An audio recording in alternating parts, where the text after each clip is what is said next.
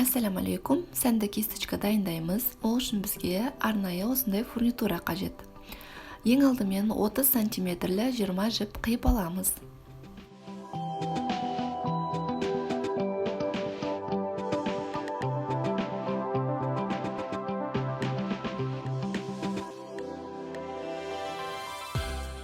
Ұзындығы 40 сантиметрлі жіпті қиып аламыз да оны фурнитурадан өткіземіз. 30 сантиметрлі 20 жіптің қақ ортасына апарып, екі қайтара видеода көрсетілгендей етіп байлаймыз.